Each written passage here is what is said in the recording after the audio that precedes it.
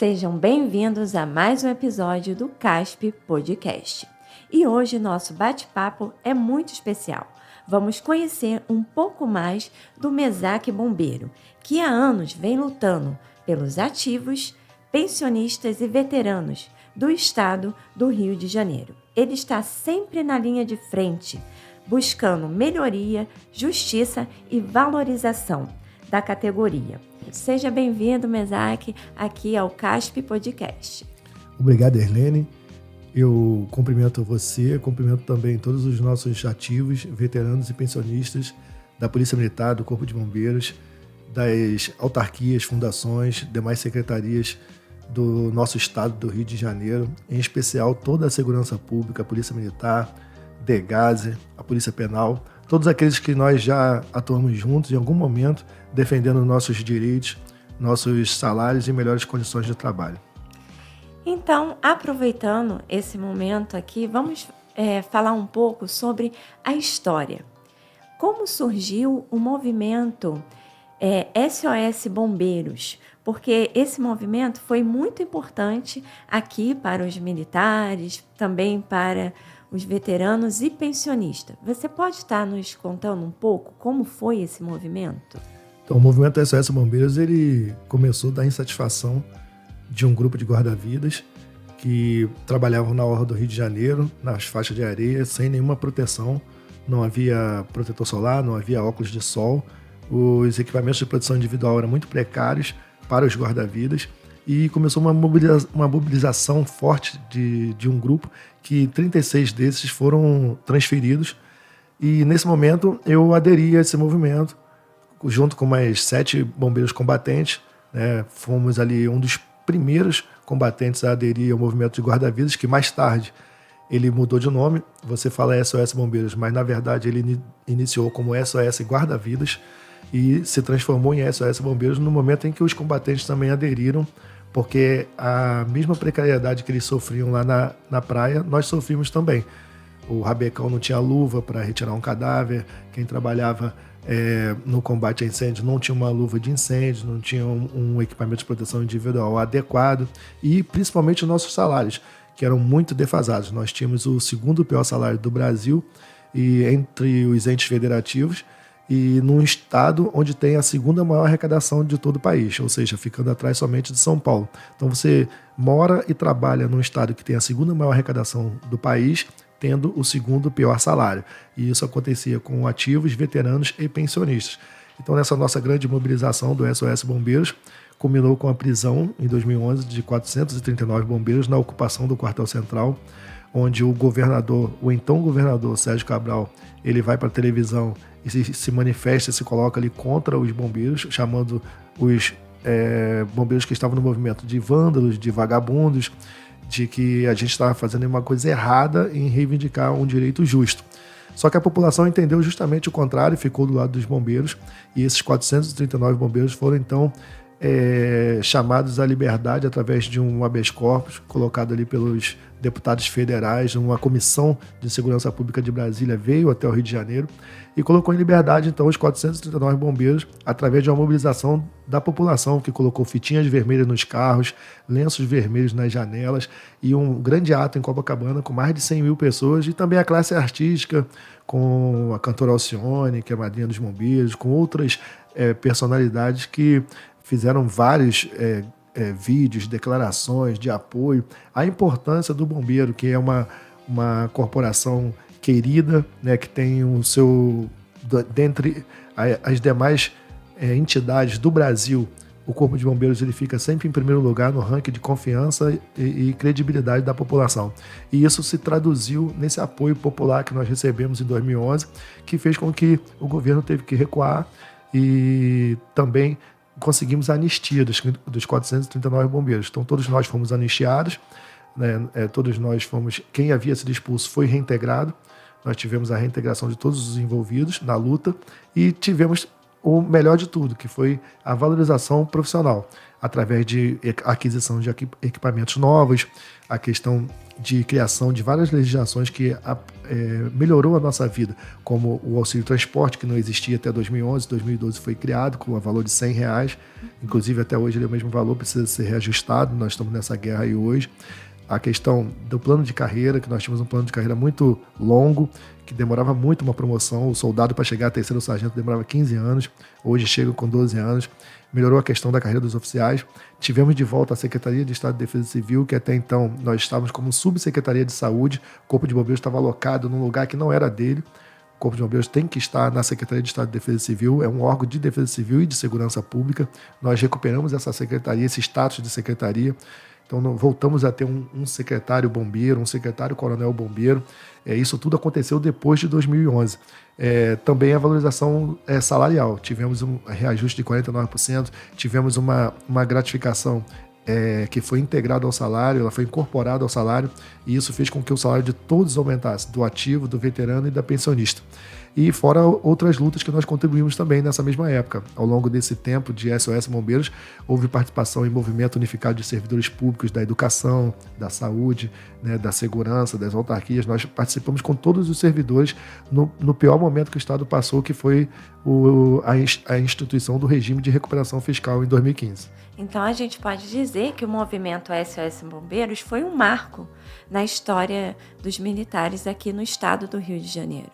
Sem dúvida, um marco, um divisor de águas, que mudou completamente a história dos militares, tanto da Polícia Militar quanto do Corpo de Bombeiros, em termos de carreira, organização, salário e reconhecimento e valorização. E há quanto tempo, Mesaque, você já está nessa luta por ativos, veteranos e pensionistas? Em especial nesse ano de 2011 que eu comecei. As lutas anteriores eu era muito moderno na corporação, eu tinha conhecimento muito superficial, mas em 2011, como os colegas guarda-vidas que estavam naquele primeiro movimento eram pessoas que eu conhecia, que eu tive contato com eles em alguns cursos da corporação, isso me aproximou muito deles e a gente, a partir dali, de 2011, a gente começou a trilhar esse caminho da luta por direitos. Então, atualmente, fazem 14 anos que eu estou participando da luta em defesa das nossas categorias, principalmente da segurança pública do Estado. Espero que continue ainda essa luta aí, porque a gente precisa de pessoas assim à frente, né? Para não deixar os direitos se perderem para o governo ou simplesmente ninguém ligar para aquilo dali que precisa ser visto. Mesaque, o que significa paridade para você? Não, eu não falo nem para mim. A paridade é uma questão que está na legislação, né, na Constituição Federal. Nós temos a lei da reforma da Previdência de 2019, 13954, que também fala sobre a paridade e garantiu esse direito. Essa lei foi muito ruim para nós militares em 2019. Ela colocou o bombeiro e o PM para trabalhar 35 anos de serviço, aumentou de 30 para 35 anos. Ela fez com que as nossas licenças fossem ameaçadas. Ela fez com que a questão das férias, que a gente contava em dobro, passasse a ser ameaçada. Ela fez com que o tempo que você tenha antes do seu serviço militar só conte agora 5 anos para a nossa aposentadoria. Por exemplo, eu explico. Vamos dizer que uma pessoa incorporou na polícia ou no bombeiro e ele já tinha 15 anos de serviço num hospital aqui fora, num hospital federal. Até 2019, você pegava esses 15 anos, trazia para o seu serviço militar e continuava contando, averbava esses 15 anos e continuava contando esse tempo para a sua aposentadoria. Hoje você só pode contar até 5 anos. Então, se você trabalhou 15 anos lá fora, em outro órgão, qualquer que seja, estadual, municipal, federal, você perde 10 anos desse serviço, é jogado fora. E esse dinheiro que você contribuiu, ninguém sabe onde ele vai parar. Então, essa reforma da Previdência em 2019, além disso, ela trouxe uma contribuição militar, que é a taxa de previdência que hoje é paga por todos. Até 2019, o militar veterano ele não pagava a previdência. Ele pagava durante a ativa, quando ele passava para a inatividade, não pagava mais. Hoje ele passou a pagar 10,5% do bruto do que ele recebe. E o pior, que são os nossos reformados, aqueles que são atingidos, são vitimados em serviço, que hoje estão vivendo numa cadeira de rodas, estão vivendo em cima de uma cama. Esses militares, até 2019, eles eram isentos de contribuição até o valor do duplo teto do INSS. Você teria hoje uma isenção até quem ganha 16 mil. Em 2019, com a reforma da Previdência, o ministro Paulo Guedes ele cortou isso, não somente tirou a isenção do duplo teto, como tirou qualquer isenção. Então, hoje, o militar reformado, que está em cima de uma cadeira de roda, por exemplo, ele paga 10,5% do bruto que ele recebe. Isso ainda está sendo, assim, discutido e debatido para conseguir esses benefícios de volta, então, esses direitos, vamos dizer assim. Então, aí eu estava falando a respeito da paridade, que está nesse contexto tem a paridade, que é toda vez que um ativo tiver um reajuste, um aumento salarial, o veterano e a pensionista tem que ter esse mesmo percentual de reajuste e de recomposição salarial. Isso é a paridade, a grosso modo falando, o Instituto da Paridade. Não, o justo é ser reconhecido esse tempo de trabalho, porque afinal das contas, as pessoas trabalharam esse tempo. Então, não é justo ficar sem contar. Sim. Né? Então, é algo que a gente tem que lutar. E essa lei da Previdência Social, a 9537, ela vem nos causando grande prejuízo, desde quando eles criaram e estabeleceram essa lei. Para todos, de forma geral, tanto ativos, quanto pensionistas, quanto veteranos. Então, assim, é necessário a gente continuar a luta mesmo para modificar, principalmente esses pontos que nos afetam mais assim diretamente. E aqui nos traz a mais uma questão. Recomposição salarial. Você acha que ainda aqui nesse ano de 2025 a gente consegue essa recomposição salarial, pelo menos a desse ano? Eu acho que não. Pela questão que o governo sempre coloca como empecilho. Então ele tem hoje o PROPAG, que é o Programa de Refinanciamento da Dívida do Estado com a União. Esse PROPAG ele tem um prazo limite até o dia 31 de dezembro, agora, como limite para o governo do Rio aceitar ou não o PROPAG. O PROPAG ele vai melhorar a vida financeira do Estado, porque ele tira juros, ele alonga prazo, ele melhora a condição de pagamento da dívida do Estado com a União. O Estado tendo essa renegociação aprovada, a gente acredita que o governo então terá fôlego para cumprir aquilo que tem que ser cumprido em relação às parcelas da recomposição salarial que ficaram pendentes, as duas parcelas pendentes, e também as dos anos posteriores, que já está se acumulando também a cada ano que passa o percentual que deveria ser reposto anualmente. Inclusive é lei, né? Mas todos os governos anteriores ninguém cumpriu. Tanto é que hoje essas parcelas que estão em atraso são referentes a 2017, a 2016, são recomposições antigas que nós não recebemos, de quase mais ou menos 10 anos. Então, assim, é uma defasagem gigantesca do salário dos servidores públicos. Esse ano, então, a pensionista, o veterano paritário, que está querendo, desejando essa recomposição, é melhor que ele se prepare para o próximo ano. Esse ano é melhor ir economizar. Sim, na minha opinião, a gente tem que se segurar, porque hoje a gente já está começando a discutir pagamento de salário. Eles não estão nem discutindo recomposição, porque a gente está sofrendo agora uma ameaça de esvaziamento do Rio Previdência, por exemplo. Verdade. Então, com o esvaziamento de recursos do Rio Previdência, os próprios salários ficam ameaçados. Aí a gente não está falando nem mais de recomposição e nem de reajuste. A gente está falando aqui agora de sobrevivência, de pagamento em dia, porque a gente já sofreu com isso no passado, onde as pensionistas ficaram 3 meses sem receber. E nós fomos lá e lutamos muito, eu fiz parte dessa luta também em 2015, 2016, para que os pagamentos das pensionistas fossem colocados em dia, porque o governo da época queria pagar os ativos, deixar os veteranos para o final do mês e as pensionistas em pagamento parcelado. Então nós não aceitamos isso, dissemos, tem que ser pago todo mundo junto. Eu defendo que o pagamento tem que ser ativo, veterano e pensionista no mesmo dia, ninguém pode ter um dia de atraso. Verdade, isso é muito importante, porque todo mundo tem o direito de receber o seu salário corretamente, porque é sobrevivência, é uma questão de sobrevivência. Então, quando você mexe No salário, você mexe na alimentação da pessoa. Então, Exato. na sua sobrevivência, na sua subsistência.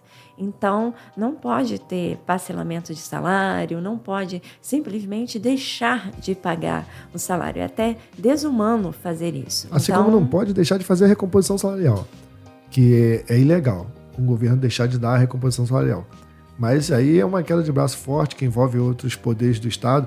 Agora mesmo nós temos 2 parcelas em atraso para os servidores do Executivo, mas para o Legislativo foi pago em dia e para o Judiciário também foi pago em dia. Ou seja, então nós que somos do Executivo, nós que somos da educação, da saúde, da segurança, a gente está sempre ficando para trás. É nesse ponto aí que, por exemplo, eles pagaram, né, o Judiciário, mas, por exemplo, os veteranos de lá e as pensionistas, no caso, os aposentados e os pensionistas de lá, eles não receberam a recomposição salarial. Então, eles também passaram por um corte, algo que afetou diretamente a eles. E a paridade. E a paridade novamente. Então, assim, essas leis de 2019 para cá vêm afetando diretamente a paridade. Então, acaba que quem tem paridade fica muito prejudicado por não ter ali a sua recomposição salarial garantida. São leis que, na minha opinião, Helene, são inconstitucionais em alguns artigos e que alguém que tem esse poder de questioná-las deveria até estar questionando mesmo em alguns artigos. Como a gente vê aí algumas ações de inconstitucionalidade que podem derrubar algum artigo dessas leis. Porque, de fato, ela trouxe um prejuízo muito grande para todos nós. E se não resolver desse jeito, a gente precisa resolver com pressão popular lá na Assembleia Legislativa e até mesmo em Brasília, para que os deputados possam, então, corrigir e modificar essas leis. Exatamente. E agora vamos falar aqui sobre lei orgânica, porque está sendo o tema do momento. E as pensionistas me trouxeram aqui muitas dúvidas. Por quê? Porque elas não entendem ainda o que é essa lei orgânica e se tem algum benefício nessa lei orgânica para elas e também para os veteranos, ou se ela seria somente para os ativos. Você poderia nos esclarecer sobre isso? Sim, a lei orgânica, ela de fato traz assim uma apreensão para pensionista e veterano de acharem que não estão sendo contemplados em nenhum artigo ou nenhum benefício dessa lei. Mas o fato é que a lei orgânica ela tem um objetivo de criar normas gerais para as corporações, no sentido de funcionamento, no sentido de direitos e deveres, no sentido de dar uma segurança jurídica para a atuação do militar. Então a lei orgânica ela vem, em primeiro ponto, para trazer uma segurança jurídica para que o militar possa atuar durante o seu dia a dia. Por isso que é importante fazer esse ordenamento a nível nacional. Foi feito isso em 2023, dezembro de 2023 foi sancionado e ela está em vigor, uma lei federal, porém cada ente federativo precisa fazer a sua própria lei, da mesma forma como fizeram em 2019 com a reforma da Previdência, que em 2021 foi feita a lei de proteção social. Agora foi feita a lei orgânica e precisa o Estado fazer a sua própria lei regulamentando a lei federal. E essa lei orgânica do Estado, ela vai regulamentar a lei federal, ela acabou de ser confeccionada pelo Estado-Maior do Corpo de Bombeiros e da Polícia Militar. Foi uma lei que está sendo feita em conjunto e ela traz exatamente aquilo que eu falei, todas as normas gerais sobre o funcionamento das corporações. Ela não é uma lei que atua ou que atinge diretamente a pensionista e o veterano. Mas ela até fala, ela até protege. E aqui mesmo no Estado, eu mesmo fui um daqueles que participo da subcomissão de fiscalização da lei orgânica, né, que é do deputado federal Sandro Portugal, lá da Comissão de Segurança Pública de Brasília, lá do Capitão Augusto, que é deputado federal também. Eles criaram uma subcomissão por Estado para que essa subcomissão então fiscalizasse a implementação dessa lei orgânica. É importante dizer também que a lei orgânica federal ela não é 100% auto-aplicável para os estados. 60% é auto-aplicável, 40% o estado adere se quiser, porque deixou a cargo do ente federativo. Poderá o ente federativo admitir tal coisa. Aí o estado pode ou não admitir. Quando a gente fizer a nossa lei, aí a gente tem que escrever aqui, nós admitimos tal coisa. Infelizmente, nem tudo que a Lei Orgânica Federal está trazendo, os estados estão admitindo 100%. Mas a gente está lutando aqui no Rio para que seja 100% da lei. Então, mais em relação às carreiras. Então, fala-se muito da promoção, a promoção trintenária, que é a promoção requerida na passagem para inatividade.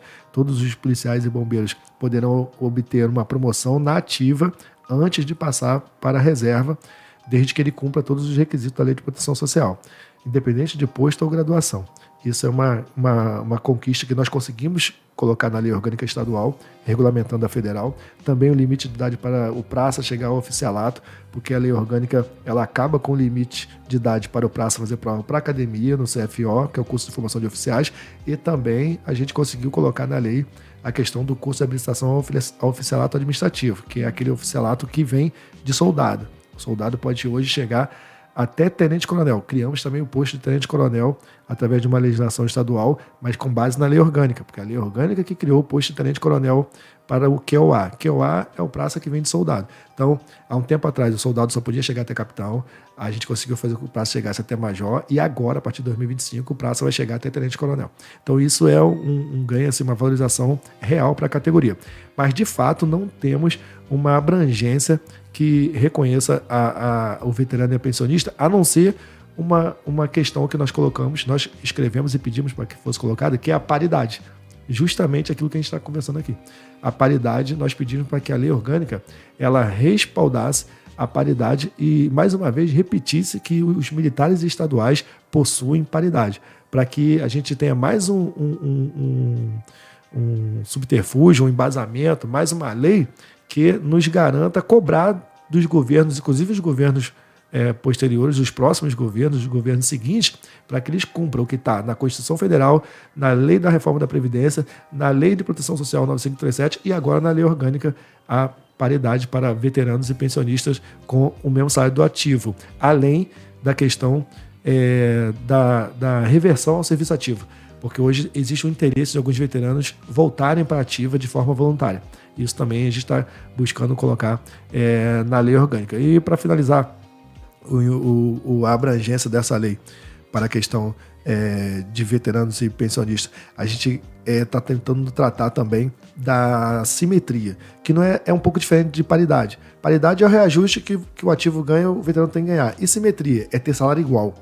Hoje, o veterano que tem a mesma graduação, ele é subtenente, ele ganha um salário 30% menor que um subtenente da ativa. Então não tem assimetria. A assimetria foi quebrada nessa lei de proteção social e a gente está buscando recuperá-la. A gente não acha que não consegue através da lei orgânica, porque a lei orgânica não é para esse princípio, ela não tem essa abrangência e ela é uma lei complementar. A lei orgânica no Estado do Rio de Janeiro é uma lei complementar à lei federal. A gente precisa de uma lei ordinária para criar com outro nome, talvez um adicional que complemente a paridade através da simetria. Uma emenda, né, no caso. Que seja uma emenda à lei de proteção social, por exemplo. Um novo artigo que traga, por simetria, um adicional de complemento de paridade, para que nenhum veterano receba salário menor que o ativo. Então, mas isso acontece por causa lá da lei da emenda 41, correto? Por quê? Quando essa lei entrou em vigor, o que aconteceu? Tanto a pensionista quanto o veterano, eles perderam 30% da paridade. Então, é aí justamente que está descompensando aí Exato, esse salário. Porque quando o Magran entrou no salário do ativo, ele não teve um grande aumento. Às vezes as pessoas confundem, eu também confundia isso, até os movimentos da luta da GRAN eu também confundia. Você recebeu uma GRAN, a GRAN é a gratificação de risco da atividade militar, ela equivale a 62,5%. Só que para entrar a GRAN no salário do ativo, saiu o auxílio moradia, que por simetria é o adicional de inatividade que o veterano recebe. Então saiu o auxílio moradia e entrou a GRAN. Então 62,5% ele passou, na verdade, a ser um aumento real, um ganho real de mais ou menos 30%. Então é esse 30% que o veterano deixou de receber. É por isso que pegar uma GRAN inteira de 62,5% e colocar no salário do veterano, ela causa embaraço. Causa embaraço entre a questão de própria paridade, causa embaraço entre simetria, causa embaraço inclusive financeiro. O impacto financeiro fica muito alto. Porque a gente está falando de uma coisa que está sendo o dobro daquilo que o ativo recebeu. Então, se você coloca 62,5% hoje no salário do veterano, você está colocando, na verdade, o dobro daquilo que o ativo recebeu. Porque o ativo não recebeu 62,5%. Ele perdeu o auxílio moradia e entrou 62,5%. Então o ativo recebeu uma média 30%. É justamente essa lacuna que ficou para o veterano. Então, quando a gente pensa em adicional de complemento de paridade, a gente pensa em complementar 30%. Então, se você criar hoje um adicional que complemente 30% no salário do veterano e da pensionista, você tem a paridade e a simetria recuperadas, na verdade, na minha opinião. Isso.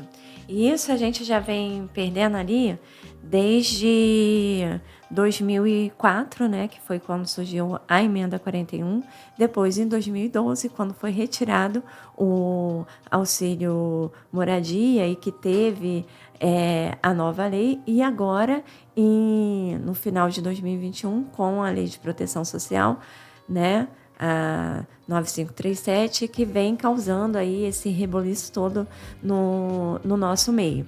Então, assim, é necessário criar leis, mas leis eficazes, que possam cobrir esse rombo que foi nos causado.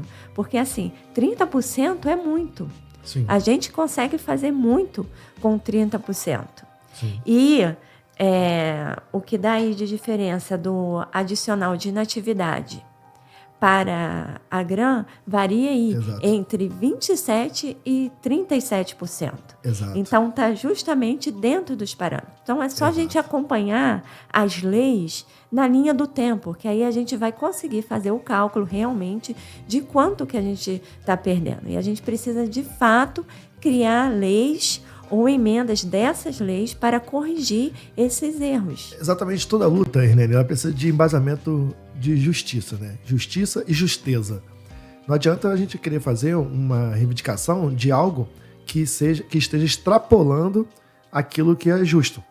Então, quando você tem como você bem explicou aí, uma defasagem entre 27% e 37%, você não pode chegar lá e pedir 62,5%. Porque você está pedindo uma coisa que não é aquilo que está realmente, de fato, acontecendo. Então, quando você tem um pensamento justo, correto, aí você vai fazer o quê? Você vai fazer agora a reivindicação correta. E embasado em legislação, embasado em tudo que aconteceu de fato, e aí você chega lá com um argumento sólido. E a gente precisa de leis eficazes que possam nos proteger de fato. Porque essas que existem, né, até o momento, não estão nos protegendo como deveria proteger. Porque, assim, a justiça é para todos. Então, nós temos uma Constituição que ela deve ser seguida e obedecida, tanto pelos governantes quanto pelo povo. Sim. Então, quando a lei não faz o que é de sua obrigação fazer, ela causa isso no povo. É por isso que existe um pensador do mundo jurídico que fala que quando a lei conflitar com a justiça, tem que se prevalecer a justiça e não a lei. Essas leis, por exemplo, não trouxeram justiça para os veteranos e pensionistas porque não trouxeram a proteção social que eles precisam. Deixa aqui uma mensagem para os nossos veteranos e pensionistas. A minha mensagem que eu deixo para os veteranos e pensionistas é que a gente precisa de união. A gente precisa, antes de mais nada, deixar de lado os pensamentos individuais, aqueles pensamentos que muitas vezes são disseminados em vários grupos, através da rede social, através de grupos de WhatsApp, através também de pensamentos egoístas, pensamentos de ódio. Muitas pessoas, infelizmente, eles tratam a questão da luta por direitos como uma questão de autopromoção, ou até mesmo de uma visibilidade ou de uma plataforma política para que eles possam se eleger. Nós entendemos que é importante ter um mandato, é importante termos representantes, é importante termos pessoas eleitas, mas isso não é o nosso principal objetivo. Isso tem que ser sempre uma consequência de uma vida de trabalho, de uma vida dedicada à defesa e à garantia dos nossos direitos. Nunca isso pode tomar a frente e se tornar bandeira de guerra entre nós. Então, o que eu deixo para os veteranos e pensionistas é que se unam, é que estejam ao lado dos ativos também, assim como os ativos devem estar ao lado dos veteranos e pensionistas, porque o ativo de hoje é o veterano de amanhã. E então, se eles chegaram lá, nós estamos lutando para chegar também. Então, é preciso que a gente ande com união, com sinceridade e com muita humildade, porque a humildade precede a honra e a soberba precede a ruína. É isso que eu desejo para os nossos veteranos, para os nossos pensionistas, para os nossos ativos, e que a gente tenha um ano de 2026 onde a gente possa ter mais união, que a gente possa avançar com as nossas pautas, com as nossas lutas, sabendo que a nossa luta é contínua, mas que a gente não deve viver em guerra entre nós. Pelo contrário, sempre lutando para corrigir as leis mal feitas e para trazer mais conquistas para o nosso corpo, porque somos um corpo onde todos os membros são importantes. Juntos somos fortes, nenhum passaremos atrás. Muito obrigada por ter aceitado o nosso convite. Eu que agradeço. Você possa voltar mais vezes. Obrigada pelas informações aqui prestadas. Ficamos muito felizes com a sua participação. E aqui na CASPJ a gente valoriza toda a luta pelas pensionistas, pelos veteranos e também pelos ativos. Porque a CASPJ é uma associação que surgiu justamente para poder dar voz às nossas pensionistas, aos nossos veteranos e também aos nossos ativos, que eles não podem lutar por eles mesmos, porque as normas não permitem. Então, a gente está aqui para lutar junto, porque, como você mesmo disse, juntos nós somos mais fortes. Então, a gente tem que estar sempre junto, unido, porque a união faz a força. E se você não estiver unido, você não chega a lugar nenhum. Então, a CASPJ te agradece por você ter aceito o nosso convite. E você aí que acompanhou o nosso podcast, curta, compartilhe, envie para alguém que está precisando saber dessa informação. CASPJ, aqui você é especial.